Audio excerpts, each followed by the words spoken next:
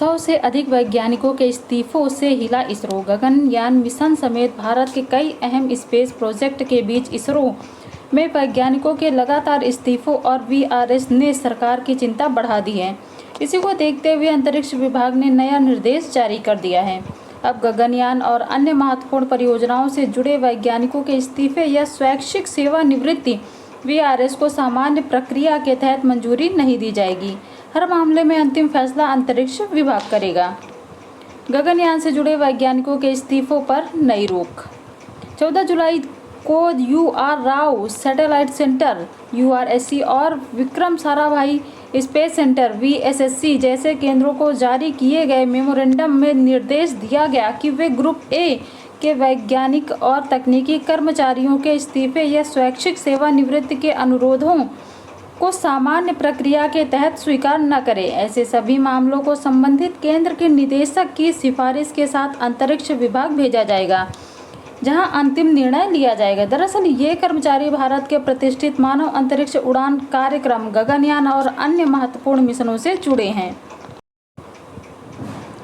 उनमें Satish Dhawan space centre (SDSC), liquid propulsion systems centre (LPSC), space application centre (SAC), national remote sensing centre (NRSC), ISRO telemetry tracking and command network (ISTRAC) और master control facility (MCF) शामिल हैं। यह आदेश ऐसी खबरों के बीच जारी किया गया है कि हाल ही में 100 से ज़्यादा कर्मचारियों ने इसरो छोड़ा है। इनमें बेंगलुरु स्थित URSC और तिरुवनंतपुरम स्थित VSSC से सबसे ज़्यादा कर्मचारियों ने नौकरी छोड़ी है। छोड़ने वालों में senior scientist Victor Joseph T भी शामिल थे, जो VSSC में geosynchronous satellite launch vehicle MK3 project के प्रोजेक्ट डायरेक्टर के तौर पर काम कर रहे थे। नौकरी छोड़ने वाले कुछ साइंटिस्ट के बारे में कहा जाता है कि वे स्पेस स्टार्टअप्स में शामिल हो गए हैं। ये स्टार्टअप्स अब तेज़ी से आगे बढ़ रहे हैं। जब सरकार ने 2020 में प्राइवेट कंपनियों के लिए स्पेस सेक्टर खोला और 2023 में इंडियन स्पेस पॉलिसी लॉन्च की। लगातार इस्तीफों से बड़ी चिंता। अंतरिक्ष विभाग ने अपने आदेश में माना कि हाल के समय में इसरो के वैज्ञानिकों के इस्तीफों और वीआरएस के मामलों में तेजी आई है। इससे गगनयान जैसे राष्ट्रीय महत्व के मिशनों के क्रियान्वयन पर असर पड़ने की आशंका है।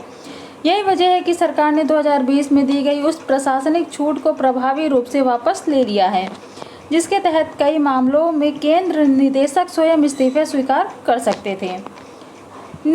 निजी स्पेस कंपनियां बन रही नई पसंद। रिपोर्ट के मुताबिक हाल के वर्षों में 100 से अधिक वैज्ञानिक और इंजीनियर इसरो छोड़ चुके हैं। इनमें कई अनुभवी अधिकारी निजी अंतरिक्ष कंपनियों से जुड़ गए हैं। VSSC में LVM-3 परियोजना के पूर्व निदेशक विक्टर जोसेफ टी भी इस साल संगठन छोड़ चुके हैं। 2020 में अंतरिक्ष क्षेत्र को निजी कंपनियों के लिए खोलने और 2023 की भारतीय अंतरिक्ष नीति के बाद Pixxel, Dhruva space, Skyroot aerospace, Agnikul cosmos और बेलाट्रिक्स एरोस्पेस जैसी कंपनियां तेजी से उभरी हैं, जिससे वैज्ञानिकों के लिए नए अवसर बढ़े हैं। हालिया मिशनों को भी झटके। वैज्ञानिकों के इस्तीफों के बीच इसरो को अपने मिशनों में भी चुनौतियों का सामना करना पड़ा है। संगठन का भरोसेमंद PSLV रॉकेट पिछले 1 वर्ष में लगातार 2 मिशनों में अपेक्षित सफलता हासिल नहीं कर सका। जनवरी में PSLV C-62 मिशन निर्धारित मार्ग से भटक गया, जबकि पिछले वर्ष PSLV C-61 EOS-9 मिशन भी तीसरे चरण में तकनीकी खराबी के कारण सफल नहीं हो पाया। इन घटनाओं ने संगठन के सामने तकनीकी और मानव संसाधन दोनों मोर्चों पर चुनौतियां खड़ी कर दी हैं।